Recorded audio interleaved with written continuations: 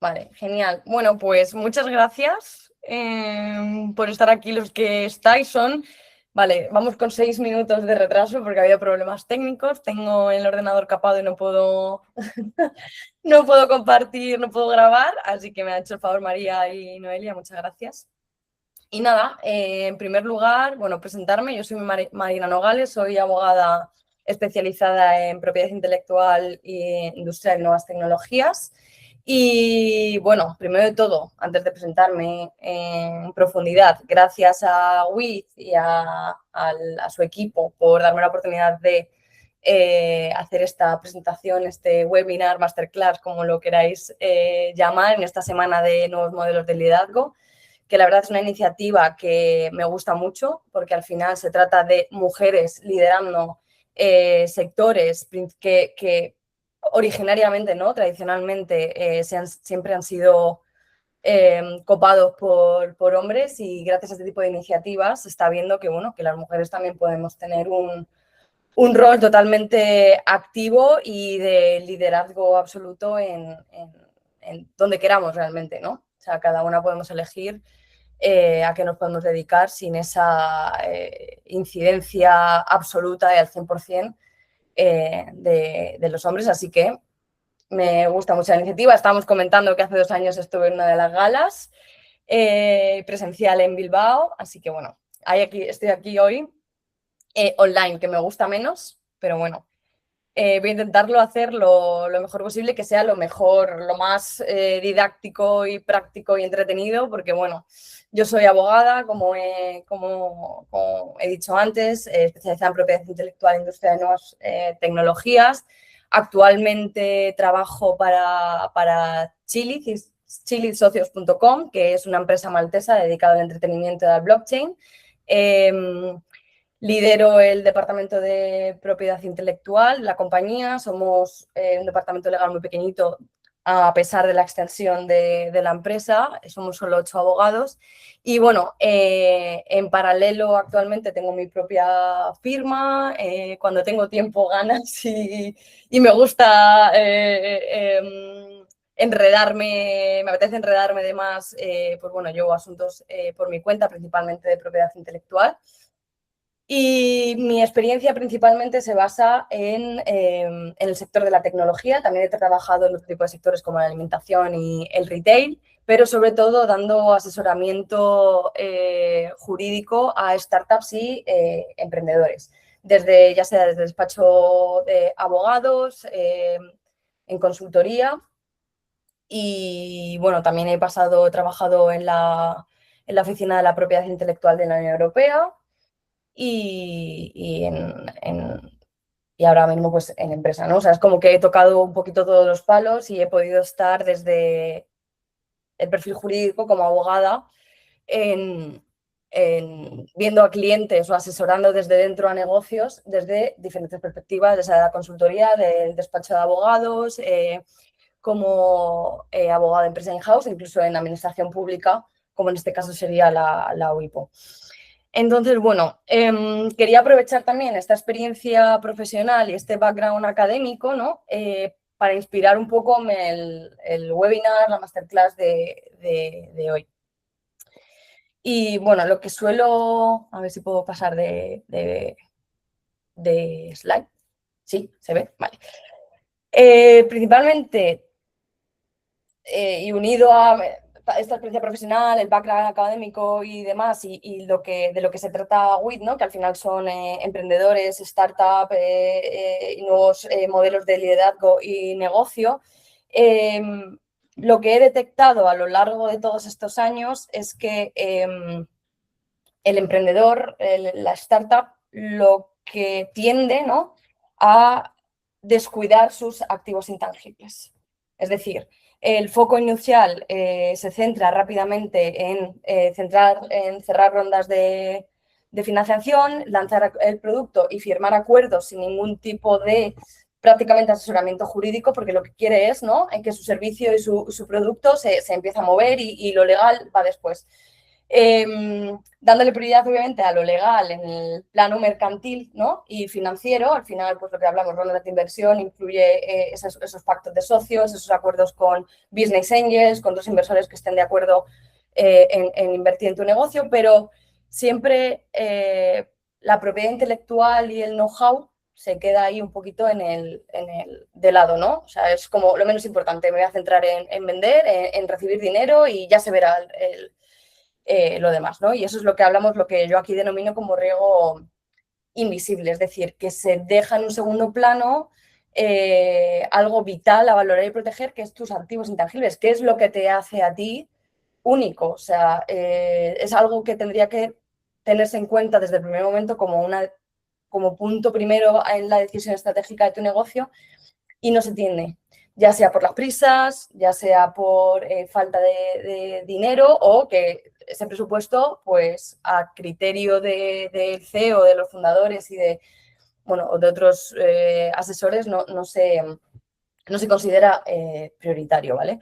Pero yo, como decía, como abogada de propiedad intelectual y teniendo muchas peleas con clientes y peleas en sentido de figurado, intentándole cómo hacer ese tipo de enseñarles, ¿no? La importancia de esto, hacérselo ver, al final nos damos cuenta todos de que es indispensable considerar y proteger el know-how y la propiedad intelectual desde la etapa más temprana, ¿vale? Y de eso quería hablar en esta presentación, unido también a, como decía, esos perfiles de liderazgo que tenemos en estas startups. En cada empresa que he asesorado, cada cliente, cada emprendedor, tenemos como dos perfiles de dos extremos, ¿no? Del emprendimiento. Ese líder con una ambición desmedida que quiere todo ya, que obviamente en parte a mí me encanta, ¿no? Como abogada de propiedad intelectual, porque lo que os decía, al final a nosotros no nos hacen mucho caso, hacen más caso a lo de mercantil, a lo financiero, ¿no? A otro tipo de especialistas que quiere todo y ya. Es decir, quiere en este tipo de líder hay como versión 1, versión 2, ¿no?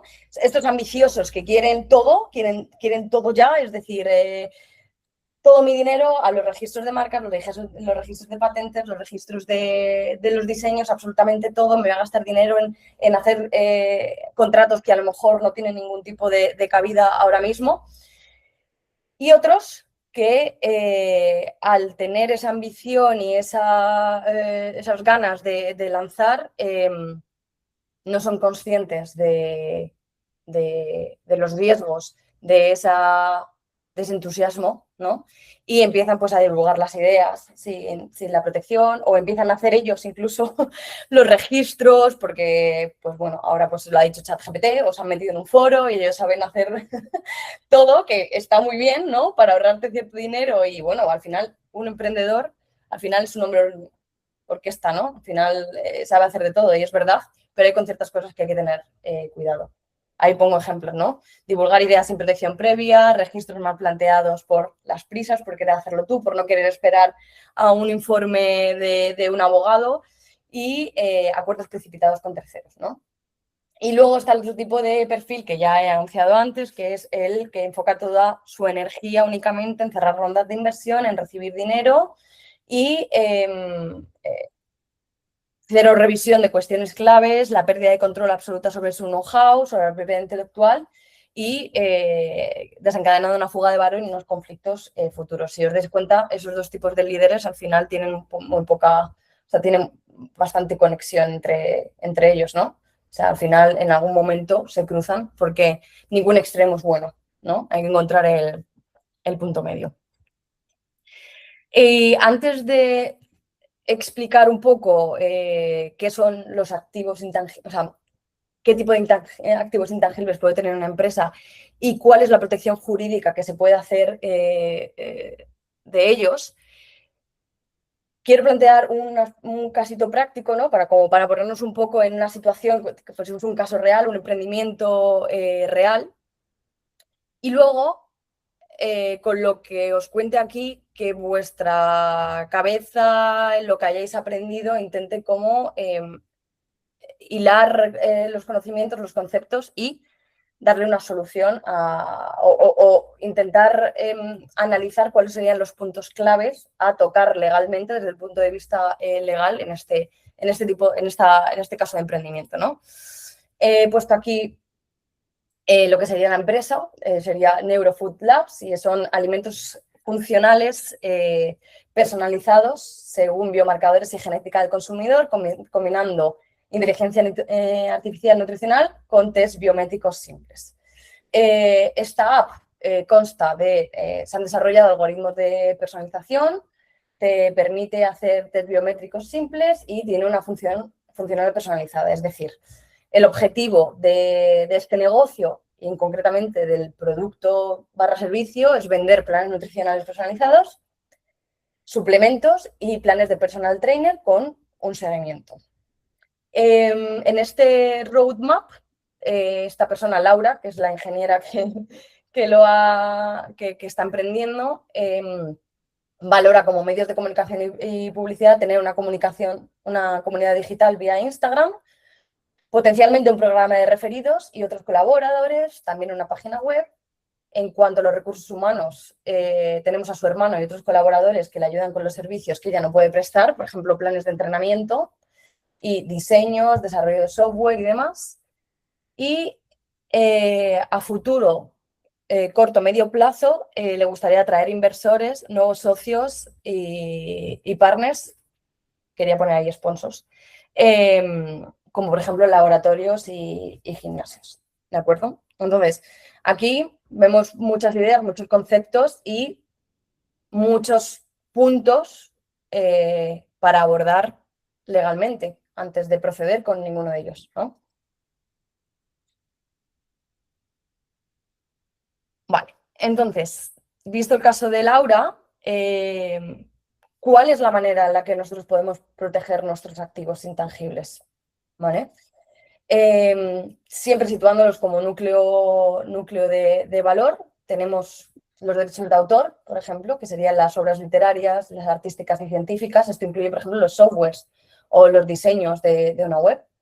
Las marcas, que son las que nos proporcionan nos dan y nos crean esa identidad en el mercado y sobre nuestros productos y servicios.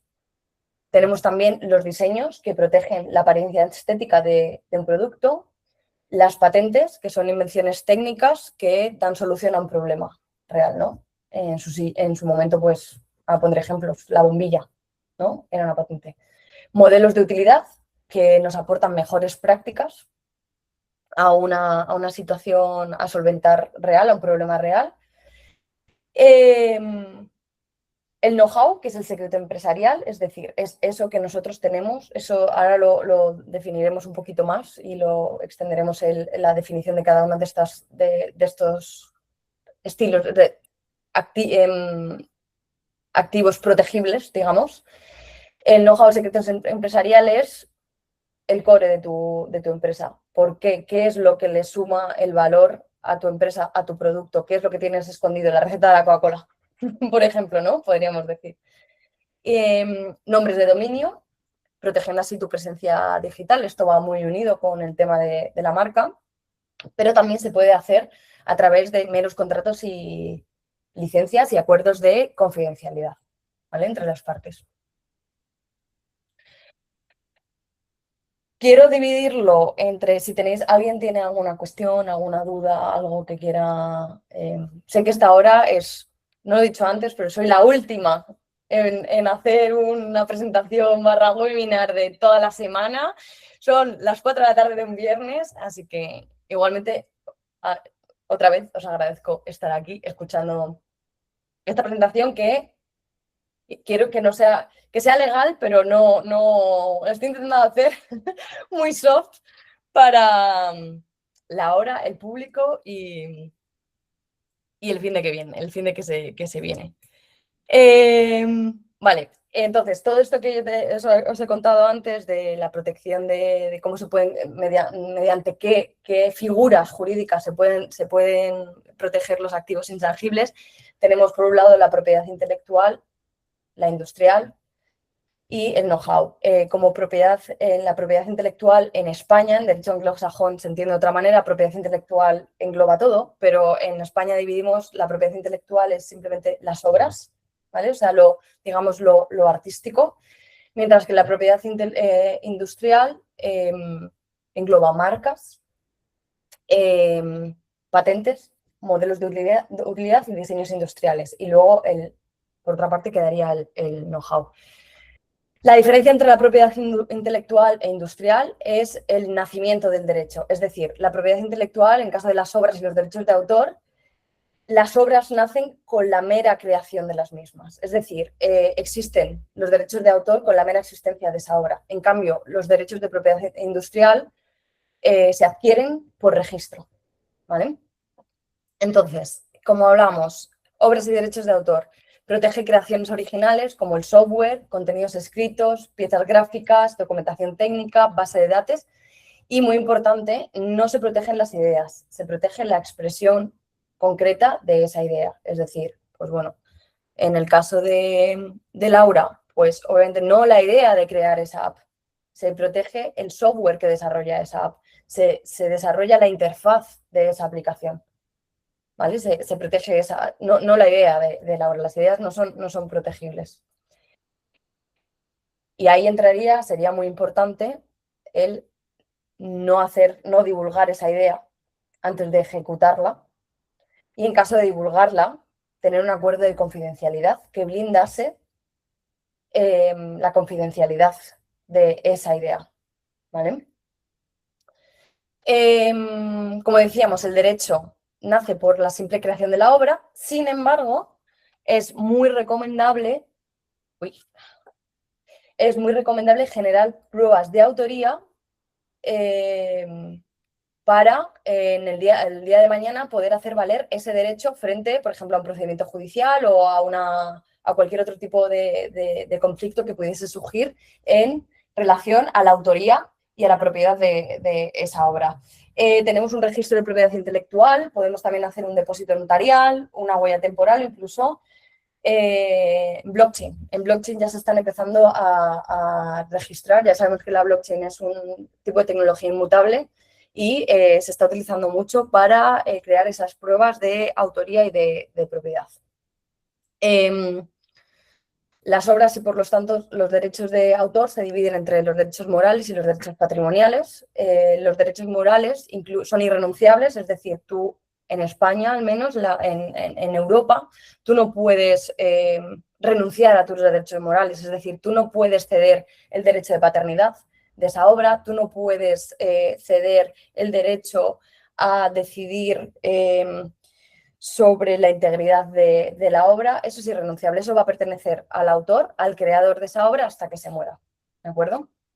Sin embargo, los derechos patrimoniales sí que son cedibles, por así decirlo, porque regulan la explotación económica de esa obra en concreto. Es decir, yo pinto un cuadro, yo desarrollo un software como Laura, siempre voy a ser la dueña de ese software, la autora de ese software. Sin embargo, a mí no me interesa continuar el negocio, me da igual, yo lo que quiero es el reconocimiento de la autoría de ese software y venderlo, es decir, explotarlo económicamente para tener un rendimiento económico. Puede ser a través de licencias, a través de una cesión completa, como queramos, ¿vale? O sea, estaríamos cediendo el derecho de reproducción, de distribución, de comunicación pública, de transformación de esas obras, dependiendo del caso. Esos son los 4 derechos patrimoniales que existen. Aquí también había notado que la gestión de cesiones y de licencias son fundamentales para startups y emprendedores, ¿vale? Ya sea para ceder nuestros derechos o para adquirir derechos de terceros e incorporarlos en nuestro producto o servicio y poder explotarlo correctamente sin ningún tipo de problema legal, ¿vale? O sea, yo si mañana quiero utilizar, por ejemplo, la marca de WIT para cualquier cuestión, para cualquier proyecto, debería pedir a WIT permiso para poder incorporar esa marca al proyecto concreto, a la cuestión concreta que yo quiero explotar, ¿vale? También frente a los terceros es importante, muchos terceros te piden que demuestres, ¿no?, que tú tienes ese consentimiento para utilizar la obra, en este caso he dicho marca, ahora estamos hablando de obra, la obra de terceros, ¿vale? Para ellos no tener ningún problema a la hora de contratar contigo ni hacer negocios contigo. Y es fundamental que esté por escrito, básicamente porque la ley, tanto la ley de marcas como la ley de propiedad intelectual, de patentes, contempla una serie de licencias implícitas y presupone ciertas condiciones, cierta temporalidad en cuanto a las licencias de los derechos que no son por escrito. Entonces, yo recomiendo siempre hacerlo por escrito, todo por escrito, porque ahí es donde vamos a poder jugar con nuestros requisitos, los criterios los criterios justos con los que nosotros queremos ceder, transmitir, licenciar nuestros derechos, nuestros intangibles, ¿vale? Continuamos con la propiedad intelectual. Como os decía, es por sistema de registro. Tanto las marcas, los nombres comerciales, los diseños, las patentes y los modelos de utilidad se adquieren por registro. Rige el principio de first come, first served, es decir, el primero que llega al registro y registra es el dueño y obtiene esos derechos de exclusiva de ese activo. ¿Vale? Salvo excepciones, obviamente, como siempre en todo hay excepciones, el uso continuado en el mercado y la reputación de esa marca. Hay marcas, por ejemplo, en este caso no he querido hablar mucho de ello porque al estar hablando de emprendimiento y de startup en sus primeras fases, no se daría el caso, ¿no? Pero o es muy poco probable, ¿no?, que se utilice una marca que pueda basarse en estos requisitos legales para prosperar. Pero en muchas ocasiones hay marcas que se vienen usando por muchos años en el mercado, incluso han adquirido una reputación y, aunque no estén registradas, sirven de base para poder vetar el uso y el registro de marcas de terceros, ¿vale?, en el mercado. Por ejemplo, imaginaos que WIT no está registrada, pongo el ejemplo de WIT, pero WIT lleva usándose en el mercado, no lo sé, 10, 15 años, lo que sea. Y se consigue demostrar que así ha sido durante esos 10 y 15 años. A mí, como posible solicitante de la marca WIT, se me podría denegar ese registro, ¿vale? Pero bueno, ya decimos que en tema de startups y emprendimiento en sus primeras etapas es bastante improbable. Las marcas, a diferencia de los derechos los derechos de autor, tienen un ámbito estrictamente territorial, es decir, la protección de ese activo de propiedad industrial es protegido únicamente en el territorio donde se ha registrado. Es decir, si yo tengo una marca que la he registrado en la Oficina Española de Patentes y Marcas, solo voy a tener protección en España. En cambio, por ejemplo, si le registro la WIPO, tendré protección en los 27 países de la Unión Europea con una única solicitud. Luego tenemos el sistema internacional que designa, con una única solicitud tú puedes designar países concretos en los que quieres proteger tu marca. Ahí, por ejemplo, he puesto el caso de la Oficina Europea de Patentes, o la propia OEPM también registra patentes, ¿vale? Sería únicamente territorial, ¿vale? Entonces, también es una cuestión a tener en cuenta el hecho de que en las primeras etapas de tu proyecto tienes que tener claro, luego son uno de los puntos que quiero comentar al final, pero tienes que tener muy claro a dónde va dirigida tu negocio, tu proyecto, ¿vale? Para cerrar esa protección en un territorio concreto o en varios. Ya decíamos que como la propiedad industrial, ya sean las marcas, los nombres comerciales, diseños, patentes, son derechos registrales, es muy importante hacer una búsqueda previa y anterior con un informe de viabilidad que nos diga cómo está el mercado. Es decir, mi marca es idéntica o similar a una ya existente. Mi patente se parece, mi patente resuelve algo que ya ha resuelto otra patente. No, mi diseño se parece a alguno de los que ya están registrados. Entonces, eso es lo que te va a marcar la diferencia, sobre todo para empresas que están preocupadas por el presupuesto, va a marcar la diferencia. Es decir, no ponernos a registrar, a intentar registrar una marca, una patente, sin haber hecho esa búsqueda inicial, sin saber lo que hay ya en el mercado. También, desde el punto de vista de ahorrarnos tasas administrativas, probablemente también asesoramiento legal, sino de cara a posterior litigios o problemas legales con esas terceras partes, ¿no? Si vuelvo otra vez al ejemplo de Wiz, si yo no me aseguro de que Wiz está registrada y yo intento registrar y bueno, pues no me la conceden porque han visto que Wiz ya está registrada y obviamente es altamente similar o cuasi idéntica con los productos y servicios que yo quiero proteger, pero me da igual y yo la uso en el mercado, Wiz puede venir contra mí, ¿vale? Y prohibirme ese uso. Entonces ya no es tanto la pérdida de dinero en cuanto al registro, sino a los problemas legales y el dinero que me puede generar un conflicto extrajudicial e incluso judicial con ese tercero al que le estoy vulnerando sus derechos de marca, de patente, de diseño, lo que sea, ¿vale? Como decíamos, propiedad industrial, marcas, patentes, diseños industriales, modelos de utilidad, la marca. Creo que esto es lo principal para cualquier tipo de negocio, de startup. La marca básicamente es el signo que sirve para distinguir en el mercado los productos y servicios de una empresa frente a los de otra y para diferenciar la calidad de los mismos, ¿no? Sirve para que te asocien en el mercado y te diferencien de tus competidores. Como decíamos, se adquiere por registro y, a diferencia de los derechos de autor, no nace por su mera creación, ¿vale?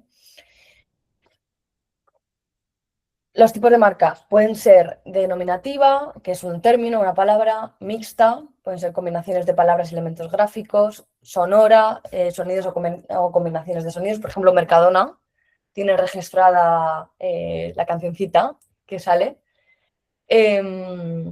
Mixta, por ejemplo, Wiz sería una marca mixta. Colectiva, que identifica miembros de una asociación, por ejemplo, Consejo Regulador de Denominación de Origen, queso manchego, es una marca colectiva. Certificación, indica normas de cumplimiento, perdona. Color, un color combinación de colores. Si no me equivoco, creo que Mercadona también tiene registrado como marca de color sus colores. Los colores de Mercadona, que creo que son el verde y el amarillo, ¿no? Que también se ven en los uniformes, en los uniformes de los empleados. Y luego otros, pueden ser marcas olfativas, de movimiento, holográficas, un montón de marcas. A medida que avanza la tecnología, al final el sistema se tiene que adaptar y dar cabida a otro tipo de marcas. Antes eran de normativa mixta y ya está.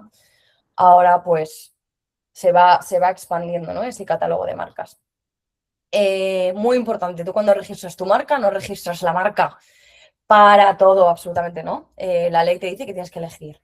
Tienes una clasificación que se llama la clasificación de Niza, que va del número 1 al número 45. En esas clases, en esa clasificación, 34, las primeras 34 clases son relativas a productos y 11 a servicios. Por ejemplo, yo como Marina Nogales, en caso de que quisiese registrar mi logo, Marina Nogales sería la clase 45 y iría a servicios jurídicos, ¿vale? Por ejemplo. Es decir, antes sí que en las oficinas tú podías registrar todas las clases para una misma marca y las oficinas te iban registrando. Ahora es verdad, un tiempo atrás aquí, que las oficinas te dicen no. O sea, tienes que elegir. Lo que no puedes hacer es un abuso de tu marca, un abuso del mercado y querer registrar para todo. O sea, eso es abusivo, ¿no? En todos los sentidos. Aunque seas el primero que haya ido a registrar la marca Marina Nogales, no puede ser para todos los productos y servicios. O sea, estás obstruyendo el mercado a otros operadores que pueden ser Marina Nogales en una clase pues 43, por ejemplo, que son servicios de restauración y que nada tiene que ver con servicios jurídicos y pueden convivir pacíficamente en el mercado.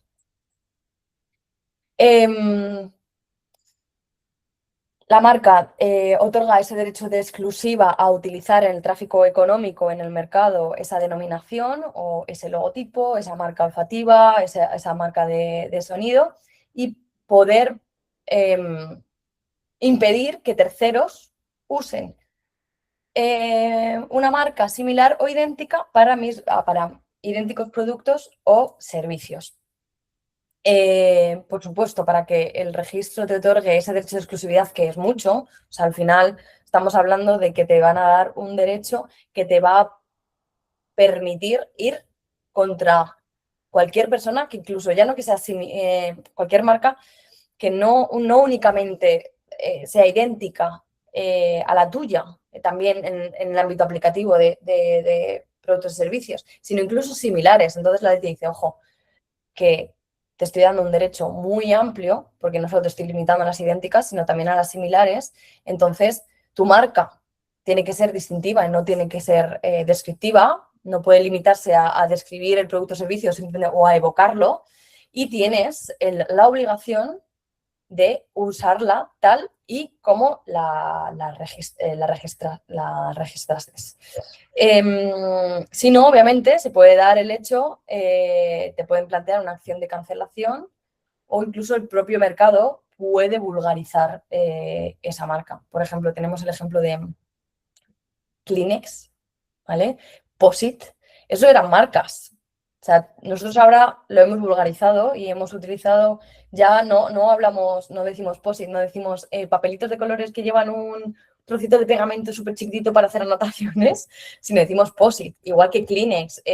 Bueno, a lo mejor dices pañuelos, pero se te va a Kleenex, ¿no? Papel albal, por ejemplo, eso es la vulgarización de la marca y eso es morir de éxito, que se llama en derecho.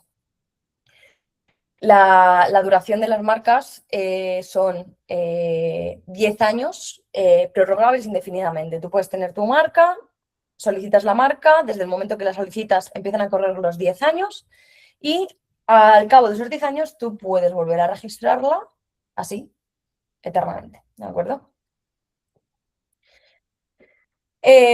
Pasamos ya al diseño industrial. El diseño industrial se da poco. La verdad es que ahora hay más proliferación de empresas que deciden empezar a registrar los diseños, pero era una práctica que no se solía dar, sobre todo las empresas, las tiendas de ropa, ¿no? Las marcas de ropa no solían hacer porque al final las temporadas cambiaban mucho.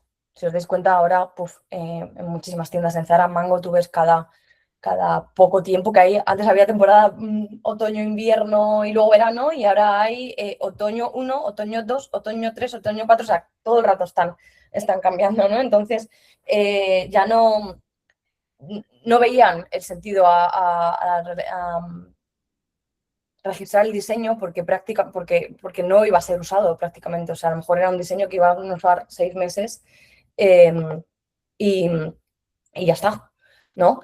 Porque efectivamente el diseño industrial protege la apariencia externa de un producto o una parte de ella, ¿vale? Entonces no veían el sentido a registrarlo. Ahora se empieza a hacer, aun siendo la temática, o sea, la tendencia igual, es decir, que hay muchísimo cambio en los diseños de las tiendas, pero tenemos mucho competidor y mucha falsificación, ¿vale? Principalmente proveniente de Asia. Entonces, sí es verdad que las empresas que se dedican a la moda están diciendo, bueno, Vale, pues vamos a empezar a proteger, ¿no? Porque así tenemos esa prueba de que nosotros fuimos los primeros y somos los diseñadores pues, de este vestido, de estos pantalones y así, ¿no? Y podemos ir y repercutir contra ese tercero que nos está copiando, ¿vale? Obviamente, para registrar un diseño industrial es obvio que tiene que ser nuevo, que no debe haber sido accesible al público previamente. Sí que hay excepciones, como siempre, como decíamos, hay excepciones a esta regla, y poseer un carácter singular, ¿vale? No todo es registrable. Podemos hablar también de la botella de Coca-Cola, la silueta, lo que es hacer una idea de cómo es el cristal de la botella de Coca-Cola, está protegido por diseño industrial, ¿vale? Igual, se tramita en oficinas nacionales o europeas o la nacional de cada país, porque la protección es también territorial y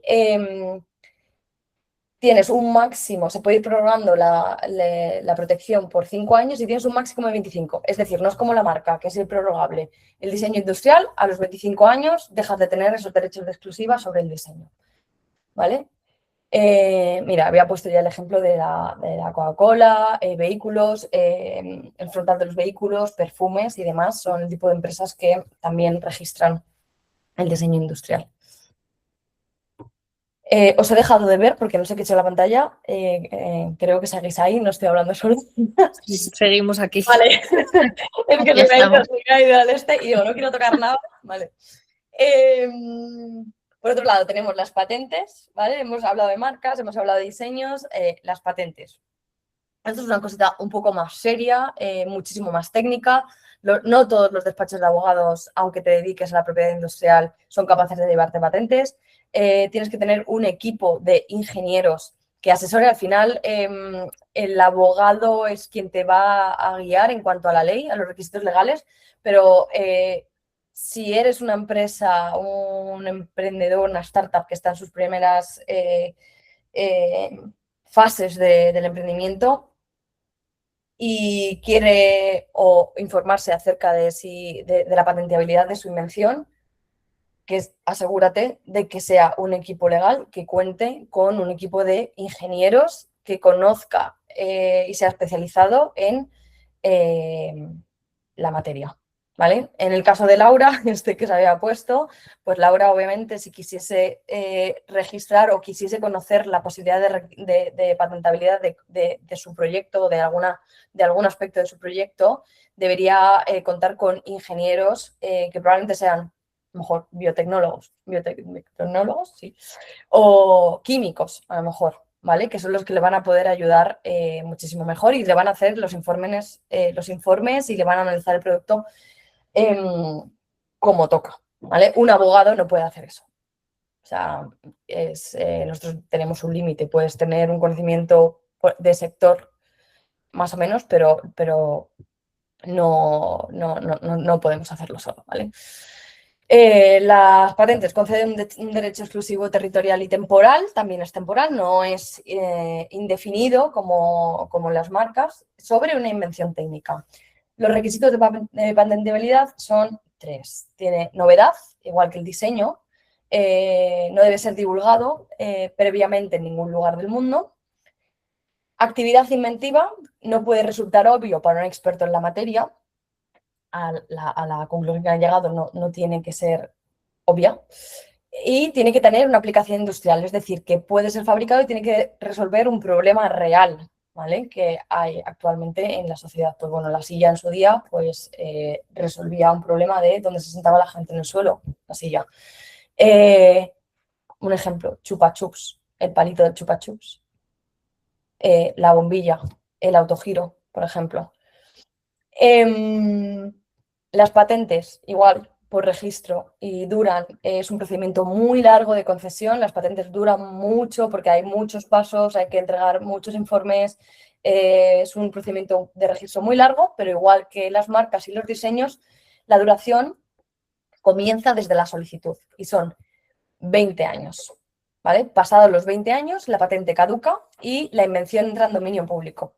¿Qué significa esto? Que cualquier persona puede explotarlo libremente, porque además el problema, no digamos problema, bueno, problema en cuanto a secreto, pero la descripción de la invención de la patente es pública, ¿vale? Entonces, una vez la patente vence, es lo que pasa con los fármacos, ¿no?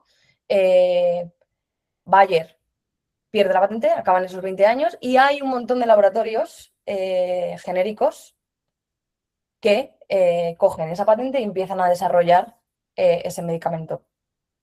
¿Por qué son 20 años y luego no, y luego ya no es protegible nunca más? Porque la ley entiende que hay que premiar económicamente esa invención y reconocer a esos inventores, a esos ingenieros, a esas personas que han resuelto un problema y han resuelto un problema que existía y le han dado una aplicación industrial a una invención de la que se va a beneficiar toda la sociedad, por así decirlo, pero están en contra en que sea indefinido e infinito para no frenar y no lastrar la innovación tecnológica, la científica y demás, ¿vale? Como, bueno, te premio 20 años, pero esto luego tiene que pasar a ser dominio público porque como resuelve un problema, se tiene que beneficiar el resto de la sociedad que sigue teniendo ese problema, ¿no? No sé si me explico.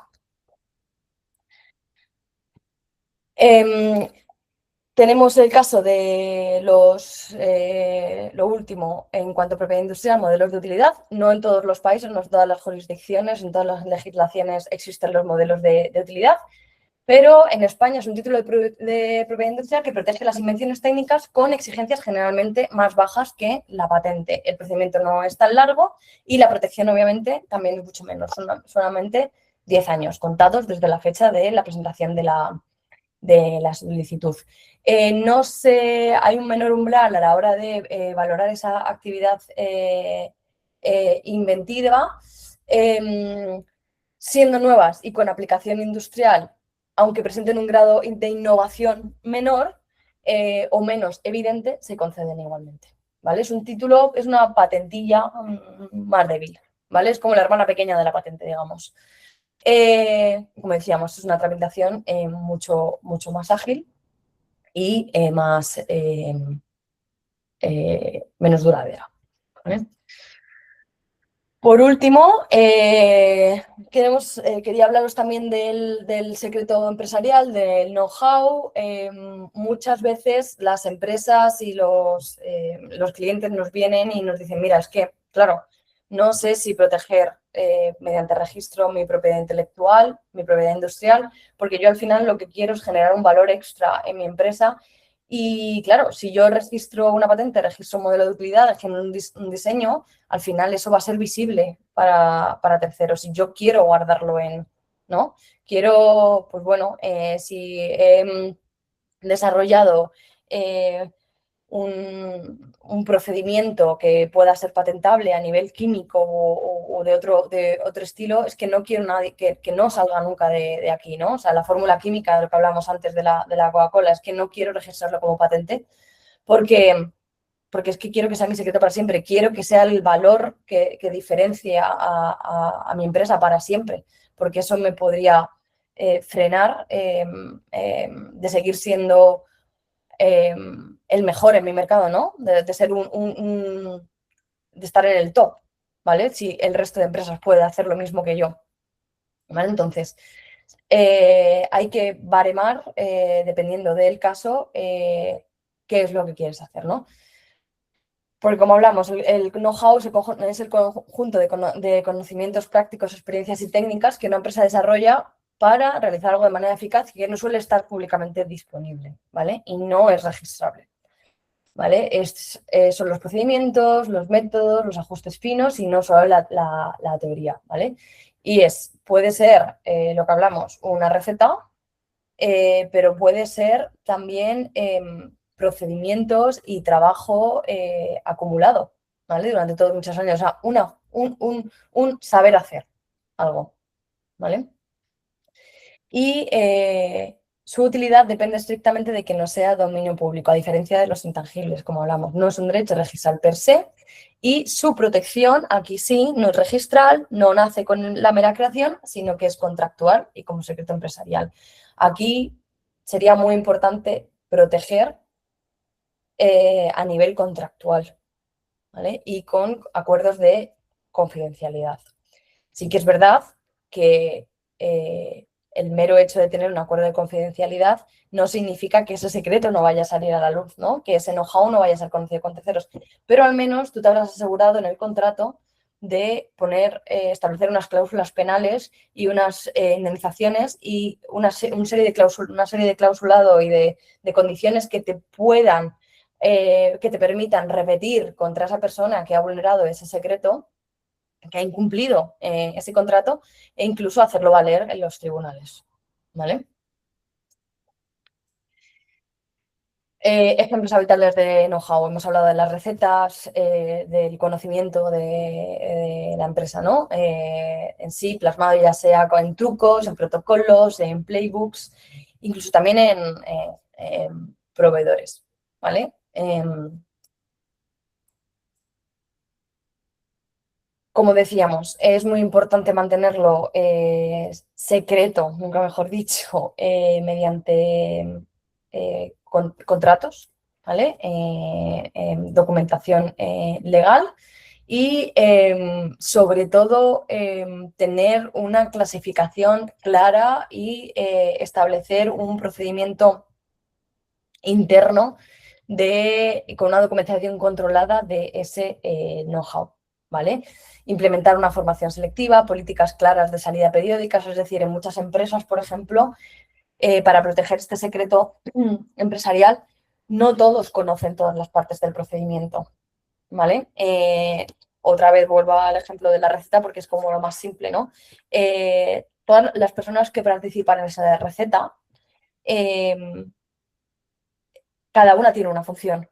Y a lo mejor el que participa en la receta como paso uno y le echa el primer ingrediente, digamos, no conoce los ingredientes que van en el número 2 y en el número 3. El del número 2 conoce el del número 2, sabe su ingrediente, pero no sabe el del uno en el tercero. Entonces, eso es una manera también internamente, ya no solo a terceros, de poder segmentar y poder proteger tu propio know-how en el día a día, ¿vale?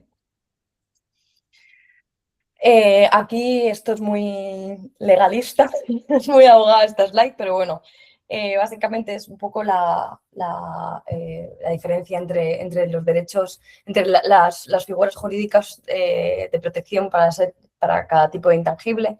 Tenemos las diferencias entre los derechos de autor, propiedad industrial y el know-how, ¿vale? Es un poquito un resumen. Y creo que no se ha hablado de la duración de los derechos de autor en la primera, pero aquí lo tenéis, dependiendo de la jurisdicción, pero normalmente los derechos de autor em, duran toda la vida del autor más 70 años después de su muerte, ¿vale? Pero dependen de la jurisdicción. Y ya acabo. Bueno, un poco intentando resumir estos pequeños puntos y estas recomendaciones que hemos dado en las primeras etapas de tu emprendimiento. El primer error, como decíamos, era no prestar suficiente atención a los intangibles o prestarle una atención incorrecta, ¿no? Hablábamos de, de empezar a registrar todo, registrarlo mal, no contar con el asesoramiento correcto para hacerlo en una clase, por ejemplo, en casa de una marca, registrar la marca incorrectamente en las clases y demás. Y para evitar esos errores, obviamente, yo como abogada, obviamente, recomiendo el asesoramiento jurídico inicial, pero sobre todo teniendo en cuenta un análisis interno realista, es decir, que ese potencial CEO, ese emprendedor, analice el producto y servicio, defina un público, defina el territorio y sea realista con el presupuesto que tiene, ¿vale? Eso es vital para empezar a decidir qué pasos se toman en la protección de esos intangibles, que va a repercutir, como decíamos, en el negocio y en la forma de que va a tener esa empresa, de cómo se va a valorar en el futuro. Es decir, no ser ambiciosos y decir, bueno, yo es que soy una empresa española, pero quiero operar en Estados Unidos, en Colombia, y ponerte como loco a registrar marcas, intentar patentes o diseños industriales en todas las jurisdicciones. No, vamos a ver en qué etapa está tu producto o servicio actualmente, hacia dónde va a un corto plazo, cuál es el tipo de cliente al que quieres llegar y sobre todo cuál es el país en el que quieres empezar a operar. Vamos a asegurarnos eso, vamos a empezar por ahí y poco a poco podemos extender, ¿vale? Para ello, como hablamos, importantísimo, informes de viabilidad, realizar búsquedas previas de los intangibles para ahorrar costes y tiempo y posibles problemas legales en el futuro. Esto lo he visto un montón. Os sorprendería. Y empresas, ya os digo, startups y emprendedores tempranos y nuevos. Empresas grandes que se aventuran a utilizar según qué obras, según qué marcas y de recibir burofax, reclamaciones por infracción de marca, por infracción de obras y habiendo gastado mucho dinero en indemnizar. Y no hablamos ya cuando tienes que irte a sede judicial, incluso en otros países. O sea, aquí en España podemos decir que más o menos es un coste asumible para cualquier persona. Tenemos una asistencia jurídica gratuita hasta los abogados de oficio, pero que obviamente no operan en todas las disciplinas. Pero un juicio en Estados Unidos te puede arruinar el negocio desde el inicio, por ejemplo, ¿vale? Que es una de las jurisdicciones más caras y en las que no vas a querer tener un litigio jamás, ¿vale? Por ejemplo, revisión de contratos clave, cuidar los acuerdos con los proveedores tecnológicos, los distribuidores, los fabricantes, no empezar a firmar sin definir esa cesión o esa licencia de tus intangibles, incluso para, bueno, pues los distribuidores, ¿no? Los distribuidores, si tú eres una empresa que se dedica a hacer yo qué sé, cajas, ¿no? de cartón y quieres que un distribuidor te mueva en el mercado esas cajas, ostras, querrás poner límites, ¿no? a ese distribuidor. Y también al fabricante. Al fabricante dirás, oye, a mí fabrícame estas cajas, pero con mi modelo de caja no fabriques a otros operadores, ¿no? Con proveedores tecnológicos igual. El hecho de estar, por ejemplo, el caso de YouTube o proveedores que están en la red, en Internet, no significa que porque esté en Internet hay ya significa que tú cedes tus activos y están navegando por la web y todo el mundo los puede utilizar como quiera. También tienes que poner cierto límite ahí, ¿no?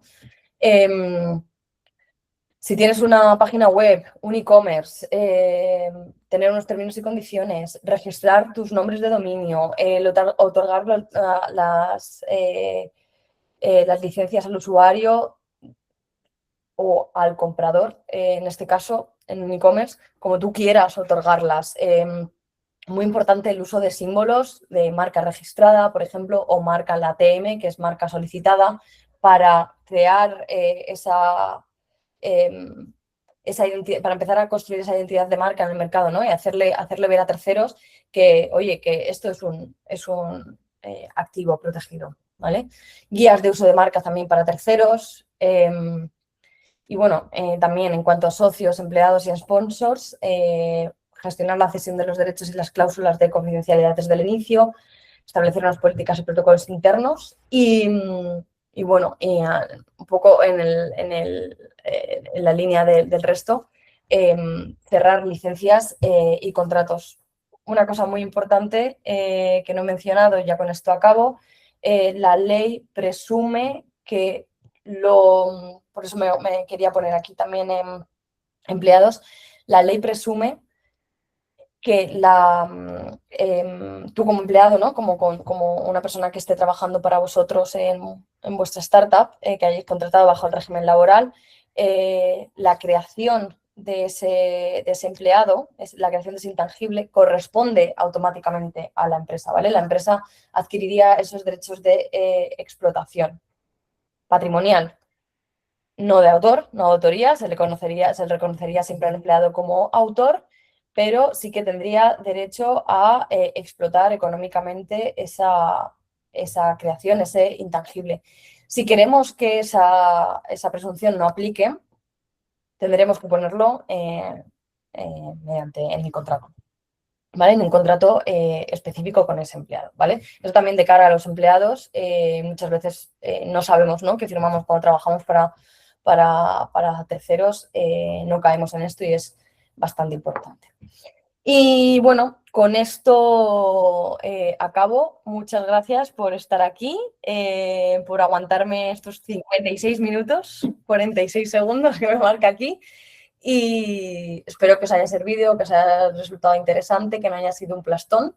Y nada, para cualquier cosa, aquí tenéis mis datos, os he puesto mi email, LinkedIn y un Instagram que me he animado a hacer, que me ha ayudado Noelia también a hacérmelo. Y nada, muchísimas gracias y ya está.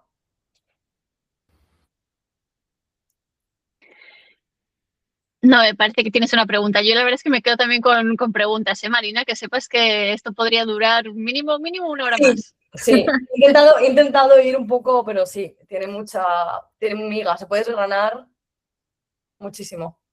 Sí, la verdad es que es un buen repaso porque todas las cosas que debemos tener en cuenta hay muchas que se nos pasan por alto y que debemos revisar.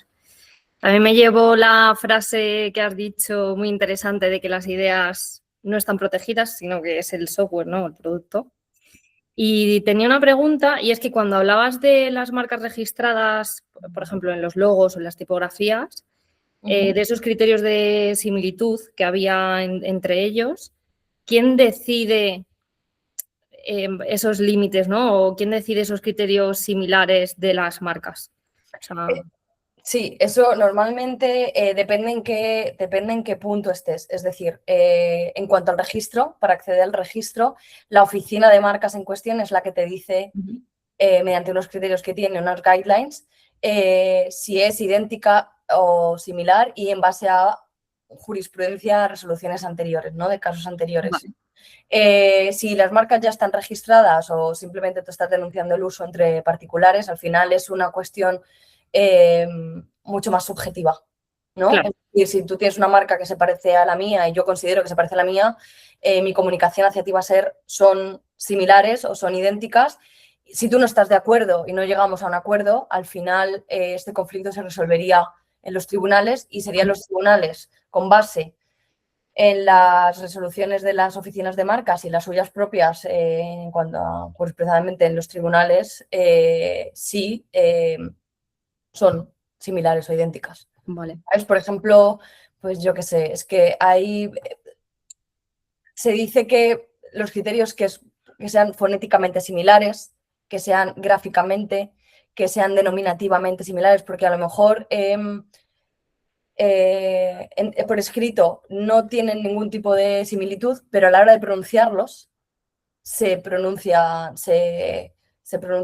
similar. Entonces eso sería un criterio. Vale. El tema pero también el análisis tiene que ser como no desgranando únicamente por la similitud, por ejemplo, fonética, figurativa,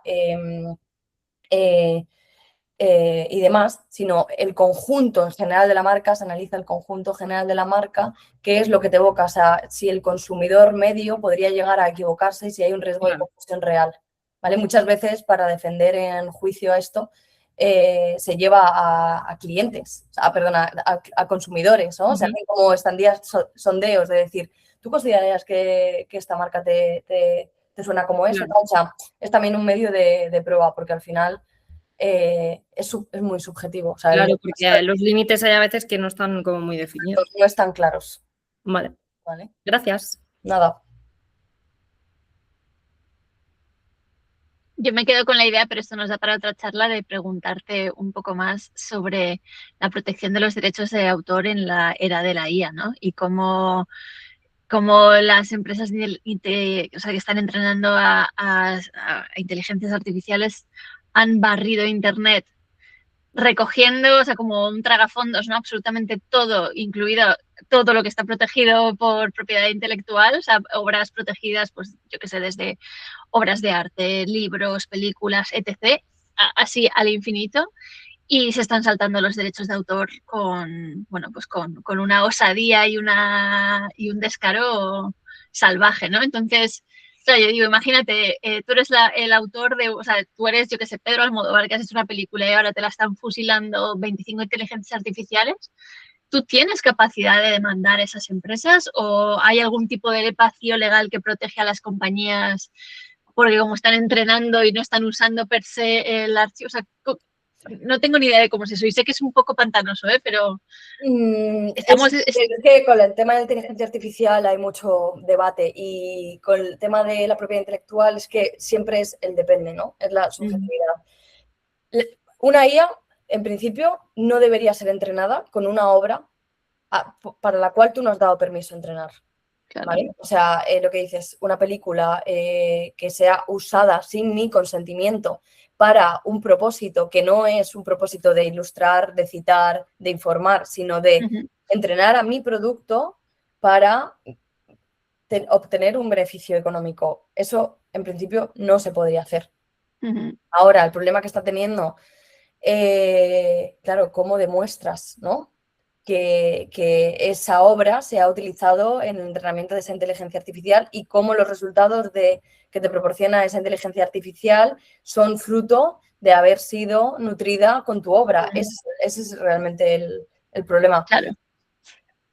La trazabilidad, ¿no? La conexión entre la obra original y el... Ese es el problema ahí está el problema de la trazabilidad, ¿no? Porque, o sea, las leyes, los límites están muy claros y el derecho de propiedad intelectual, la propiedad intelectual está armonizado prácticamente en todo el mundo y es o cumples un límite legal como son propósitos de académicos, de formación, de coger un mínimo, lo que es el fair use, para crear una obra que se diferencie totalmente de la original y por eso genere unos derechos nuevos porque es totalmente una obra nueva, que solo ha cogido un mínimo de la tuya para inspirarse o para crearse, o si no te doy permiso no puedes usarlo. Pero claro, ahí está el problema, ¿no? Que a no ser que yo creo que le hagas una auditoría a esa, una auditoría técnica a esa inteligencia artificial para ver de dónde ha chupado esos datos y cómo que ha tenido en cuenta para ese entrenamiento, no lo vas a saber. Pero sí que hay un montón ya de asuntos que están en vía judicial, sobre todo en Estados Unidos, con este tema. O sea, saldrán muchos más, ¿sabes? Sí, o sea, como que la jurisprudencia se está creando según hablamos, ¿no? Sí, total, así. Es siempre, o sea, al final el derecho va siempre por detrás de lo que ocurre, ¿no? De la sociedad, de las invenciones, todo. Entonces, se intenta con las leyes existentes, pero al final el problema es que la tecnología va más rápido. Claro. ¿Sabes? El ingenio es más ágil, ¿no? Sí. Buenísimo. Muchas gracias. Nada, vosotras. Pues si no hay ninguna pregunta más, acabamos, creo, ¿no? Fenomenal. Pues Marina, contigo cerramos la semana de los nuevos modelos de liderazgo. Sí, muchas gracias a todos por vuestro tiempo, a ti por tu conocimiento y a todos por vuestro tiempo y por conectaros. Y nos vemos pronto y como tarde el año que viene. Sí, genial. Muchas gracias. Que tengáis buena tarde. Hasta luego. Hasta luego. Hasta luego. Gracias. Gracias.